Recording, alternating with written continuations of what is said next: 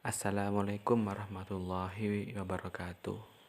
Ya, masih kembali lagi dengan saya di sini Ahmad Riko Maulana, NIM E 2019 1066. Di video yang kelima ini kita akan membuat video tanggapan dari Bapak Dr. Abdul Nafis LC.MBI, yaitu tentang pendapatan nasional.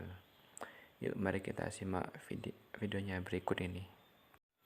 Yang pertama, di sini kita akan membahas mengenai definisi pendapatan nasional. Apa sih pendapatan nasional itu? Pendapatan nasional adalah nilai total output akhir suatu negara dari semua barang dan jasa yang diproduksi dalam satu tahun. Selanjutnya yaitu mengenai konsep pendapatan nasional. Ada 6 konsep pendapatan nasional, yaitu yang pertama produk domestik bruto GDP, yang kedua produk nasional bruto GNP, yang ketiga produk nasional neto NNP, yang keempat pendapatan nasional neto NNI, yang kelima pendapatan perseorangan PI, yang terakhir pendapatan yang siap dibelanjakan. Selanjutnya kita akan membahas mengenai pengertian 6 produk tersebut. Yang pertama yaitu produk domestik bruto GDP. Produk domestik bruto merupakan jumlah produk baik barang maupun jasa yang dihasilkan oleh unit-unit produksi di dalam batas wilayah suatu negara atau domestik selama 1 tahun. GDP memiliki rumus yaitu GDP sama dengan pendapatan masyarakat DN buka kurung dalam negeri tutup kurung tambah pendapatan asing LN buka kurung luar negeri tutup kurung. Selanjutnya yaitu produk nasional bruto GNP.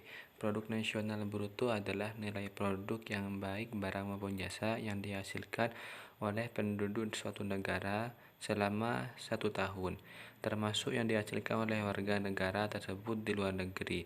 Jadi jika ada seorang pria asal Indonesia yang menjual pakaian di Vietnam, barang atau jasa yang dihasilkan termasuk ke dalam GNP.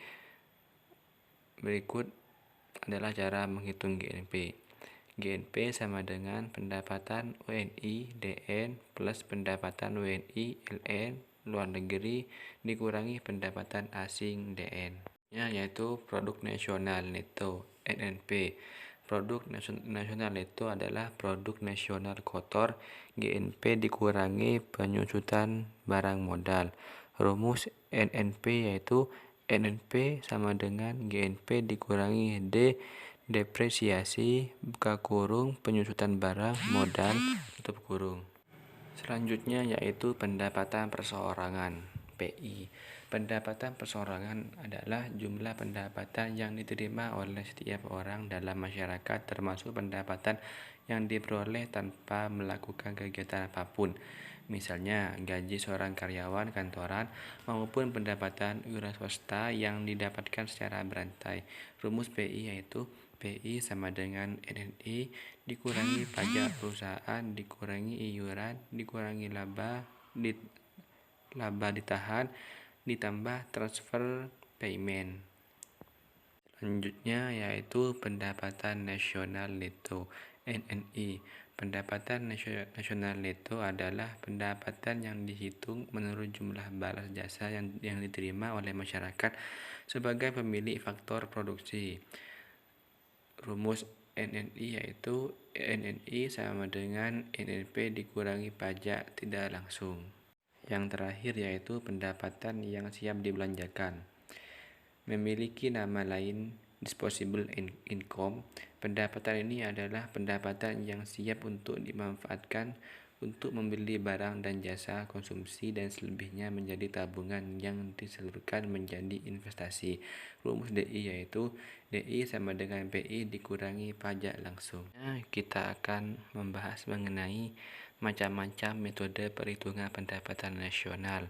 Macam-macam metode perhitungan pendapatan nasional ini ada 3. Yang pertama yaitu metode pendekatan nilai produksi, yang kedua metode pendekatan pendapatan, yang ketiga metode pendekatan pengeluaran. Selanjutnya yaitu kita akan membahas mengenai pendapatan nasional dalam perspektif ekonomi Islam. Yang pertama, pendapatan nasional harus dapat mengukur penyebaran pendapatan individu rumah tangga. Yang kedua, pendapatan nasional harus dapat mengukur produksi di sektor pedesaan.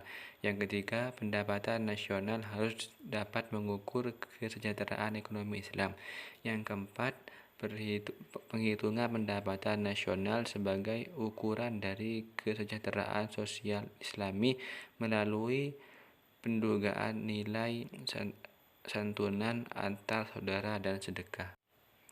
Selanjutnya yaitu mengenai sumber-sumber pendapatan nasional dalam ekonomi Islam. Yang pertama, ghanimah, yang kedua, sodakoh, yang ketiga, infak, yang keempat, zakat, yang kelima, yang keenam, jizyah, yang ketujuh, kharaj, yang kedelapan, pajak tambang dan harta karun, yang kesembilan, wakaf. Nah, mungkin hanya sampai di sini video pada kali ini. Di sini saya mohon maaf jika ada kesalahan dari saya. Assalamualaikum warahmatullahi wabarakatuh.